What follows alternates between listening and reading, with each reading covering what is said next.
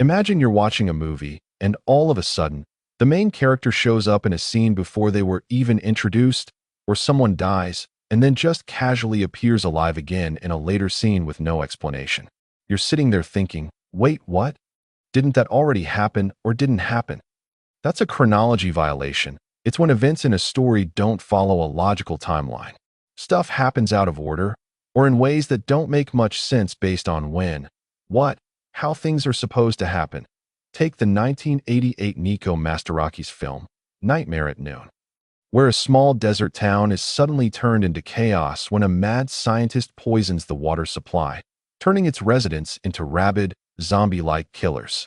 A mysterious cowboy, a vacationing couple, and the town sheriff must team up to survive the outbreak and uncover the truth behind the biological attack. As they battle the infected and try to stop the mastermind bad guy, the wife of the vacationing couple gets infected and the husband is able to fight her off and lock her in a jail cell. The movie unfolds where the ragtag survivors have to kill off the zombies and do battle with the bad guy mastermind who doesn't speak during the entire film. There is no real resolution to how to cure the people. They are simply killed as they attack the survivors. The mastermind is killed, and at the end of the film the husband is getting ready to leave, seems happy he survived, and behind him is his now cured wife, who when last we saw her was infected and trying to kill her husband before he is able to lock her in a jail cell. We do not know if they found a cure or not or how they cured her, but she is cured, smiling, happy to be alive. We know nothing of what happened to her, but she is alive and about to continue her vacation with her husband. Chronology violation could be looked at like if someone time traveled and changed something in the past, but now the present doesn't line up anymore. Or it's when the timeline of events gets messed up or violated. Sometimes it's intentional, like in movies about time travel, Back to the Future, Tenet, Primer, and sometimes it's a mistake in storytelling or editing. Either way, it throws off the normal flow of time. Time travel to the past? Not so fast. While it's a nice idea, the past is done, and no amount of worship, science fact, science fiction, or wishful thinking is going to change its outcome. The universe is indifferent. The universe doesn't care about us, our actions, or our struggles.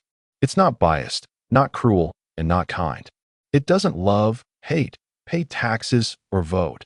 It simply exists, following its own laws and processes without regard for individual human concerns or human concerns in general. Existence doesn't owe us meaning, justice, or purpose, and it won't intervene to make our lives better or worse. It's a cold, unfeeling backdrop to our lives, offering no moral guidance or cosmic hand-holding. The universe doesn't give a damn about your nostalgia trip, and trying to mess with its flow is like trying to unburn a piece of toast. It's already charred, and the clock's not going to rewind. Unburn your toast. That strangely, some think looks like Jesus Christ, for your convenience. The only option available is to accept that the past is a ghost, and no matter how much you try to summon it, it's never coming back. Every moment that ticks by solidifies the next, and it's all tied together by causality, cause and effect. Causality refers to the principle that everything that happens, the effect, is the result of some prior event or cause. This locked system ensures you don't mess up the fabric of everything by hypothetically traveling back in time and stepping on a butterfly that somehow had a direct cause to humans ever coming into existence to begin with that would eventually travel back in time and step on the butterfly, which would make certain humans never came into existence to begin with. You can't just pop into the past without messing up some delicate web of cause and effect, and that leads to chaos. Science calls this chaos entropy, and tampering with entropy in the past creates what science calls a paradox. One of the famous theories of a time paradox is the grandfather paradox, where one travels to the past only to kill their grandfather before they could impregnate your grandmother that gives birth to your mother, that gives birth to you. So you are never born to begin with because your mother was never born. Another variation of this paradox involves traveling back to kill a young Hitler before he can rise to power. Time travel to the past is impossible because it breaks the laws of physics, which breaks the laws of the universe. If the universe was a balloon, traveling to the past might pop it. It is considered impossible due to Einstein's theory of relativity and the second law of thermodynamics. Einstein's theory of relativity Time travel to the past is impossible under Einstein's theory of relativity due to the way space-time and causality work in this framework. According to the theory, time and space are interwoven into a single continuum called space-time. Moving through time is like moving through space, but with some crucial limitations. Relativity tells us that the speed of light is the universal speed limit. No object with mass can travel faster than light, which means nothing can break the timeline to jump backward in time. If time travel were possible, you'd have to move faster than light or manipulate space-time in some way to loop back. But relativity makes that impossible. The faster an object moves within space-time, the more its mass increases, requiring exponentially more energy to accelerate it further. As it nears the speed of light, its mass approaches a state of infinity, demanding infinite energy, a resource the universe doesn't hand out. Physics doesn't play well with infinities, like black holes. Infinity is a barrier we cannot see past. Einstein's equations describe how massive objects warp space-time, creating gravitational fields that curve time. These curvatures are predictable and causal, meaning they follow cause and effect rules. The idea of bending time to travel to the past would require conditions that violate this causality. Second law of thermodynamics. Time travel to the past is also impossible under the second law of thermodynamics because it directly contradicts the natural progression of entropy from more ordered states to more disordered ones. The second law states that the total entropy, disorder, in a closed system must always increase or remain constant, never decrease. This is fundamental to how time works, as the arrow of time points toward the future and greater disorder. The universe constantly moves forward, with all processes naturally tending toward states of higher entropy. In simpler terms, things tend to fall apart, decay, and move toward chaos, and there's no going back. We can slow time down if we travel fast enough in a straight line and slow down time even more if you apply spin along with that greater speed, but one can never stop time altogether or go backward under this standard model of understanding. What this is saying is that to travel backward in time, you'd need to reverse entropy, to rewind all entropy processes in the universe, all at the same time, everywhere, from broken eggs to decayed stars, not just the point of reference you were trying to travel back to, which is the same as reversing time itself. This doesn't mean or imply that we know everything on the subject, just that our current understanding of science doesn't allow for that to happen. If there is a different form of science, perhaps a theory of everything, that unifies quantum gravity and macrogravity could give us new insights on the subject or new concepts. Quantum gravity would be how gravity works at the subatomic level, and macrogravity is how we feel gravity at our macro level of living on a sphere that is rotating around a core, and this sphere also rotates around a star. Time travel to the past would require reversing this process, moving backward in time to a point of lower entropy, effectively reducing disorder. The problem is that this would violate the second law, which is one of the most well-established rules in physics. If you could somehow travel to the past, you'd need to reverse the increase in entropy that has already occurred, returning a disordered system, like the present, to a more ordered state, like the past. But that's not allowed. Any attempt to decrease entropy, to undo the disorder and bring things back to a more ordered state, would violate the fundamental principle that entropy in a closed system can only increase. Basically, the universe doesn't let you rewind things. The law of entropy ensures that time only moves forward and that we can't simply go back and fix things by traveling to the past. The increasing disorder isn't just a feature of the universe. It's an inescapable part of how everything works. Trying to reverse it would break the very fabric of how time and physical laws operate, making time travel to the past not just improbable, but outright impossible. One might just pop that balloon after all. If time travel to the past is possible, from what frame of reference hypothetically could it be seen as?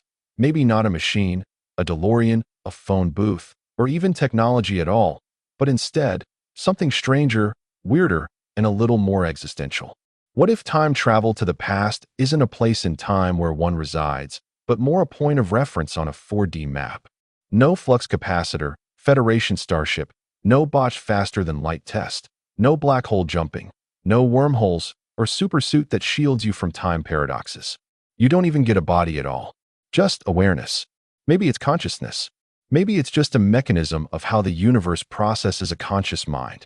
Just a single point, a 0D-dimensional point of awareness. You become nothing but a point of view. No mass, no energy, no ability to interfere outside of what has already happened in the timeline. We'll get to that. A pure observer, confused as to what it is, where it is, how it came to be there, and most importantly, why? This is the loophole the universe might allow. Not participation, not alteration, but witnessing. You don't change the past. You relive it. You see it again. But you can't scream at your younger self to dump that toxic relationship. You can't tell yourself to pull out sooner. You can't stop a war. You can't even blink. You're there, but not there. If you think that sounds depressing, it is. You get all the pain of hindsight with none of the power of hindsight. You get to watch your regrets unfold exactly as they did, unable to touch anything outside of what has already been touched. It's a form of time travel, sure, just the most useless one imaginable. And maybe the only one that fits the rules. This idea isn't just science fiction either. It's not science fiction, but it has some strange roots in physics. General relativity already treats time as a dimension, like space.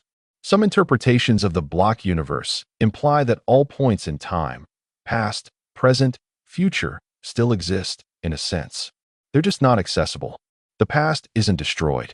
It's just not accessible from your current frame of reference. Unless something, say, your consciousness, could untether from its moment in time and slip backwards into that previous coordinate. Not to change it, just to float above it like a drone, silently recording. I look at the block universe in the context of it's not that all points in time and events have happened already. I do not see it that way. The perspective I see this as the math is laid out so heavily in concrete that the only answer to the equation is what happened before that moment, and then causality goes to the next moment from the cause to the effect.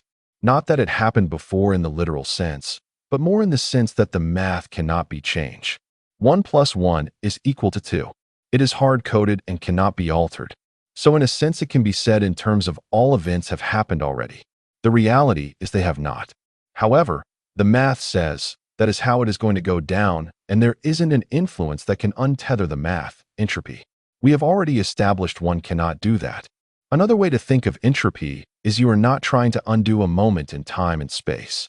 One would have to undo all moments in time and space from that point, all the way to the beginning. That is what is being said when it is said that entropy cannot be reversed. That is what we are talking about. Not a moment, but all moments from the present and the past. Probably even the future because of the way the math is laid out in our framework of physics. In the case of being a 0D point of reference, observing the past by being there, but not there in the physical sense of your body being in the place during that time. We wouldn't be breaking causality because we're not a cause. We're not even an effect. We're just there, a massless zero-energy point wedged into a moment that already happened. A zero-energy stowaway, perfectly harmless, as far as physics is concerned. Causality remains intact. Entropy doesn't reverse. But you get to play ghost while you are there. Maybe you always were. This could help explain déjà vu, premonitions, hauntings. Perhaps even within the frame of a hypothetical God, or the version of you sitting in the dark wondering if time has really passed at all, or if you're just watching it all again. Besides, if time travel isn't possible, then how did John Titor create the phrase, "hold my beer"? It got me thinking, what if time travel to the past is possible, but you can only experience it as a passive observer? Perhaps in the same vein as the 2024 experimental film by Steven Soderbergh, Presence. In it, a spirit, or presence, appears in a house before a family moves in and can only passively watch and lightly interact with them. Major spoilers ahead. Presence, 2024. Writer, David Koepp. Directed by Steven Soderbergh. Stars, Lucy Liu, Chris Sullivan, Paulina Leong. IMDb rating, 6.1 out of 10 stars. Rotten Tomatoes score, 88%. Runtime, 1 hour, 25 minutes. The movie starts with a formless presence in an empty home. This presence then winks out or blinks, and the next moment, it is another day where a realtor is about to show the home to a family. The family is a husband, wife, and 2 teenagers. One a boy and 1 girl. It is not stated which one is older or if they are twins, but seem close to the same age in grade in high school. The family wants to buy the home because they had to move due to the daughter's emotional state after two of her close girlfriends died suddenly and close together of asphyxiation due to synthetic fentanyl. This entity, ghost, form of awareness, point of reference, or presence seems to wink in and out of existence at random times moving forward from this moment. The presence isn't there every second. It will witness an event and then its point of view will shift days, weeks later, like how we blink our eyes. When the presence does blink, that is what it does. The movie plays out like a typical haunted house story, but from the presence's point of view. It cannot be seen directly, make noise, or even do anything at first. It seems more interested in following the daughter around the house, who struggles with her mental health and emotional well-being after her friends' deaths. The son, meanwhile, is a typical high schooler obsessed with his social status and trying to maintain a cool persona. He often clashes with his sister's emotional issues, feeling embarrassed and frustrated by her need for attention, which he perceives as a threat to his popularity. The presence watches over the family, especially the daughter, with a strange, detached, and passive perspective. As the family tries to settle into the new house, strange occurrences start to happen. The daughter feels more sensitive to these subtle supernatural events, and her mental state becomes more fragile as she senses something is wrong in the house. The presence is not an active force at this point. It merely observes, unable to influence anything, while she can feel its presence upon her. The presence begins to do some light interactions like stack books neatly when the sister is out of the room. The brother is more concerned with being cool at school, a sort of bully of the school, often indifferent to his sister's struggles. He has a mean streak and struggles to understand his sister's emotional issues, often dismissing her as a hindrance to his own social life.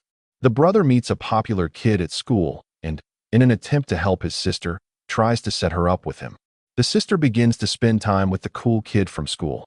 As her depressive state increases, she becomes more brazen with drinking alcohol and having sex with the kid. Not really caring about how she feels about him, but more about how she doesn't want to feel depressed as she is. So she does a lot of the typical rebel, without a cause type teenager behaviors. As the plot of the movie unfolds, an argument ensues where the brother and sister get into a heated fight. The presence then rushes up to the brother's room and trashes the room. The family hears the racket and comes to witness the presence effects onto the environment. After this moment, the father hires a spiritual seer to come to the home in an attempt to understand whether or not what the family is experiencing is a haunting. We get some important exposition here about ghosts not really understanding what it is that is happening to it, as it is experiencing time non-linearly and does not understand the true context of what it is that is happening. This would be an important exposition dump when we get to the end of the film. Towards the end, we realize the cool kid the sister has hooked up with is responsible for the sister's friends overdosing, as they did not overdose, but were drugged by the cool kid, and then slowly suffocated using a thin piece of plastic wrap. The cool kid has a rather long monologue about why he does this to girls, and you can tell he really enjoys this. The cool kid drugged the brother, who passes out on the downstairs couch. The cool kid then drugs the sister and attempts to kill her. The presence frantically attempts to wake the brother by trying to influence reality in any way it can. It is able to make some very high-pitched audio distortions directly into the kid's ear, and he wakes up, frantic and afraid, drugged and dazed. All he can do is stumble up the stairs to the room and tackle the killer out of the window, where both boys fall to their death. The next moment, the house is empty and the family is moving out. The mother, distraught, hears a very high-pitched frequency. She walks into the living room, where it gets louder and louder. She looks into a mirror and sees the presence in the reflection. The presence is the dead brother wearing what he wore at the time of death, with a blank, emotionless stare. The mother screams, and the father and daughter rush in to consult the mother. There is an instant where the daughter looks into the mirror, but I do not think she saw it. She acts like she didn't. The mother, hysterical, says, "He came back to say goodbye." As the presence now begins to slowly back away and out the open front door, away from the house, up and seemingly out into space. The movie ends on that note. Here time travel is not mentioned, talked about, or even explained at all outside the exposition dump, when the spiritual seer attempts to describe how spirits operate in and with our reality. It is said in that exposition that time is experienced differently for dead spirits occupying our reality. That is pretty much all we get for an explanation, but it does lay down the foundation for this entire essay. I wrote this entire essay just so that I can talk about this movie and what that could mean about time travel to the past, the break in causality and the nature of the presence's influence. In presence, causality breaks only once, at the moment of the brother's death. His fatal fall triggers his death, but also instantly sends his consciousness to the past, on the day his family first tours the house.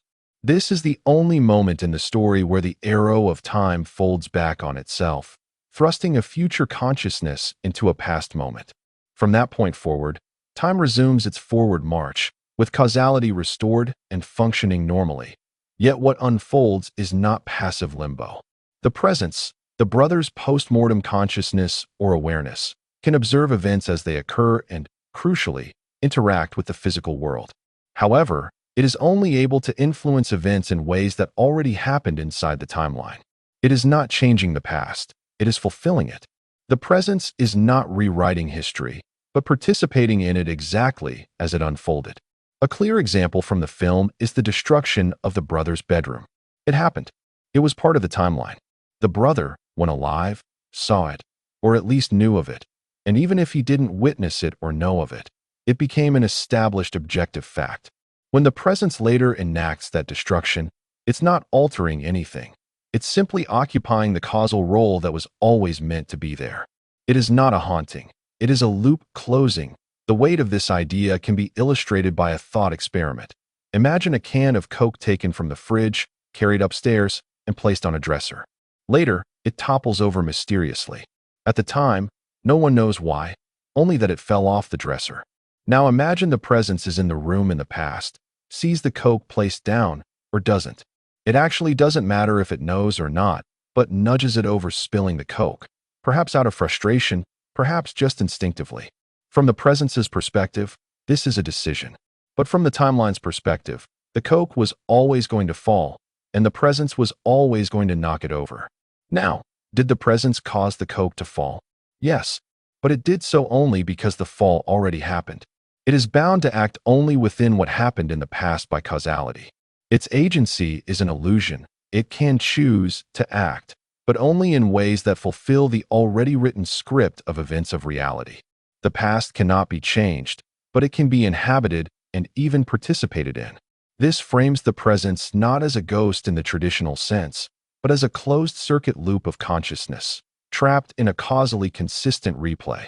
This idea resonates more with speculative physics. The presence, as a soul or form of negative energy, exists outside the bounds of classical thermodynamics. Once the loop completes, once it has witnessed all it was meant to witness and fulfilled its limited role in the timeline, it is released.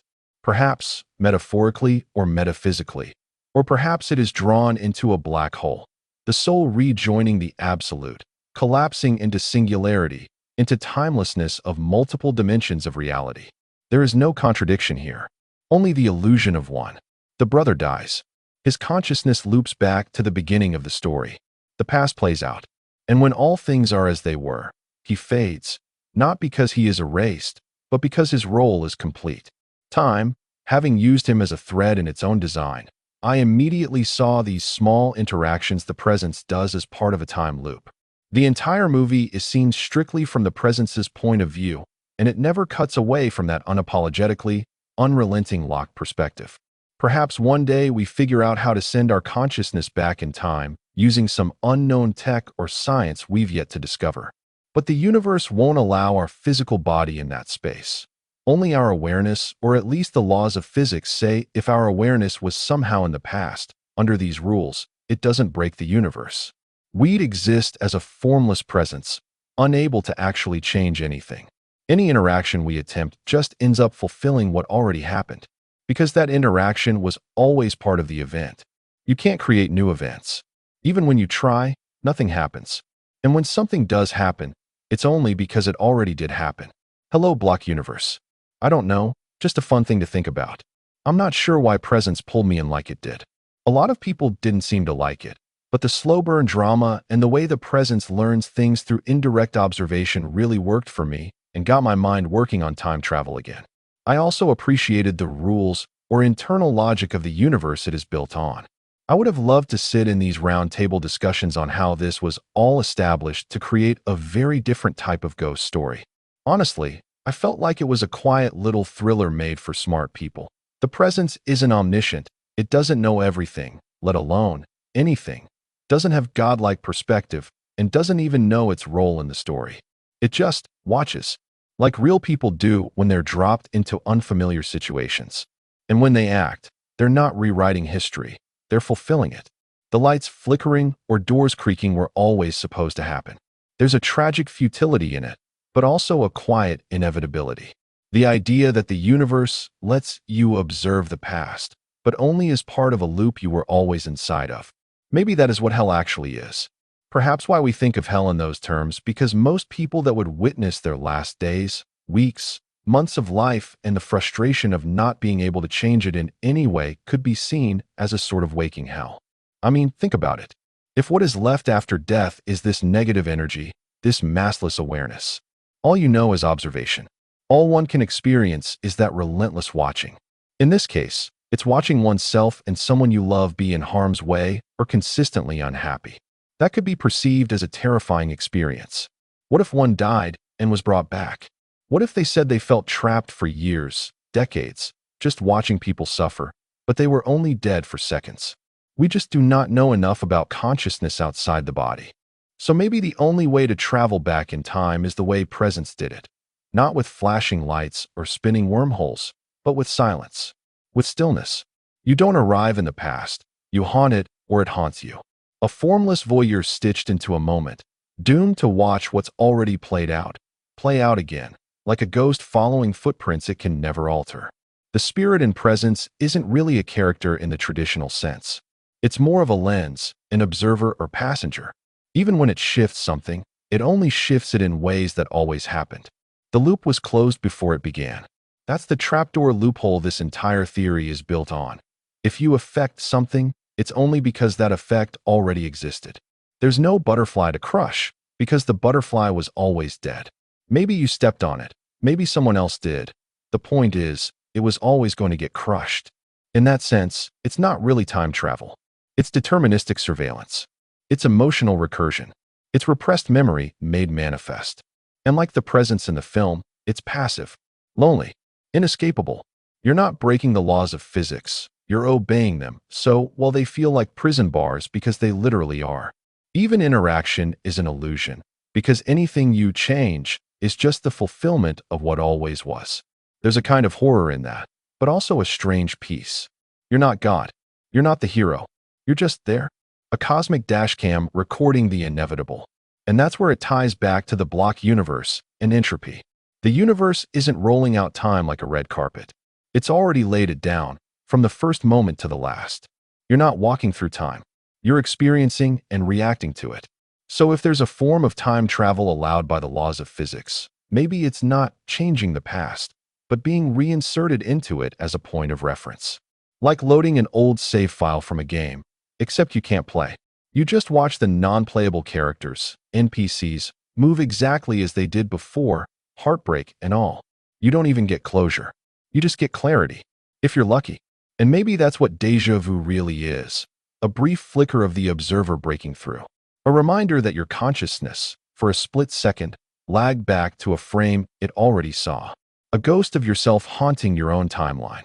Maybe even that's what the presence is, not a spirit of the dead, but of the living, watching themselves from the far end of the road.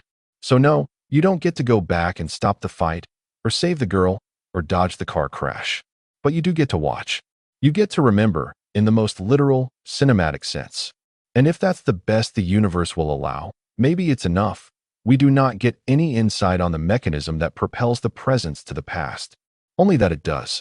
If we accept the premise that time travel to the past is only possible in the form of passive observation, a zero-dimensional point of consciousness with no mass, negative energy, no direct influence on entropy, then presence becomes something more than just experimental cinema. It becomes a demonstration. A visual case study of what that kind of travel might feel like. The camera never cuts in presence. There's no omniscient third-person view. We are locked into the point of view of the presence itself.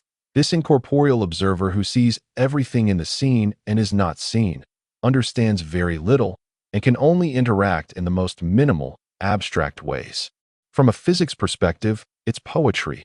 In our framework, this is how limited interaction might be modeled. Not actual change, but pre-encoded causality. Like a ROM chip on a motherboard. Unchangeable data that can be viewed, used but never manipulated into something else, whether intentionally or not. A world with very strict rules. No jump scares. No camera cheats. No omnipotence or godlike powers. The presence doesn't know what's happening any more than we do. It learns through context, through patterns, through repetition of watching. That's the experience of our theoretical time traveler. They don't step into a moment with full access to memory or purpose. They're just there, trying to make sense of what's unfolding. Maybe watching their own life. Maybe someone else's. Perhaps another era altogether. The way the film deals with time, nonlinear, disorienting, often repetitive, mirrors how memory works or how a mind might process existence when decoupled from chronological sequence. That's another haunting idea. What if time travel isn't movement through time, but memory in its purest form? A looped, liminal space where perception is all that exists. And what if déjà vu, intuition, and grief are echoes of the observer, the presence in us, brushing against events we've already experienced, we've already seen? This theory reframes presence not as supernatural, but as a thought experiment on consciousness and time. The spirit is you, or something like you, a consciousness slipped out of sequence, not a ghost of the dead, but a ghost of the displaced. This is why the film feels strange even to audiences who expect weird. It's not just that it breaks visual norms, it breaks metaphysical ones. All the angles are from the presence's point of view. They even use a very warped wide-angle lens to give that feeling of ultra-claustrophobia. The horror isn't in the family's unraveling. It's in your own helplessness. You're in the room, in the moment, watching people suffer, and you can't do a damn thing about it. Just like our model of time travel. Just like real memory. Just like real life. So if presence disturbed you but you weren't sure why, maybe this is it. It's not a haunting. It's a reminder. A memento of something you already saw. You just forgot until now. It is never clear whether the presence knows it is the dead brother's spirit from the future or not. Memory isn't mentioned in the exposition, but we might be able to assume that memory is also treated in the same respect. Fractured, fragmented, familiar but not familiar all at the same moment in the same place, all at once, everywhere. In this view, time travel isn't about changing history. It's about witnessing meaning. And in doing so, maybe it becomes more about understanding ourselves than altering outcomes. Humans tend to lump things in a binary logic of this. That, yes, no, 0, 1, true, false, man, woman, real, fake, love, hate, black, white. But most of us tend to see and experience this reality in gray. Not black or white, but somewhere in between, never actually being all the way black or all the way white, but in a constant brushing against it as a gray space that makes this idea so goddamned eerie and effective. Cosmic determinism. There you are, my old friend. That phrase really wants to sit at the table of crossroads in philosophy, physics, and narrative structure. Cosmic determinism is the idea that everything in the universe, every action, event, thought, or anomaly, is part of an unchangeable pattern that's not just fated, but baked into the fabric of reality itself. It goes beyond simple cause and effect. It's not just that A leads to B. It's that A was always going to lead to B, because the universe itself is constructed in such a way that no other option was ever truly on the table, even though all options seem possible, or at the very least seem not impossible. A time-traveling essence that can only observe and interact in ways that were always part of the original timeline. Cosmic determinism becomes a kind of philosophical paint color. It's the computer code within the code, behind the rules. The presence doesn't get to choose what it does. It's not even clear if it knows what it's doing. It just reacts, moves, shakes the lamp, wakes the drug brother, and stumbles into its fate, because it always did. Because it always would. So, under this lens, cosmic determinism is not just saying everything happens for a reason. It's saying everything happens because it already happened, and it could never have not happened. It's different from religious fate or even classical determinism, which assumes a kind of clean logic to events. Cosmic determinism adds a metaphysical weight to it, like the whole universe is a closed loop of inevitability that you're only just waking up inside of. You might have feelings, questions, confusion, but it doesn't matter. The wheel was already spinning. You're just seeing the spokes flash by for the first time, and it scares you or many so much they are willing to believe in God, or any God for that matter, with no proof other than a subjective feeling it could be true, because we cannot prove it to be untrue. That's what gives something like presence its existential dread. Not the idea that the ghost fails or succeeds, but that he never had a choice. That whatever hope, panic, or tenderness it experiences in that liminal state, it was always just the echo of something that already happened, following the crumpled groove on the sheet of paper we call spacetime. It's when the story of the universe isn't just written, it's already been published. You're just flipping back through the pages in a dimly lit room, wondering if that light you saw at the end of the tunnel was just you looking back at yourself. How existential.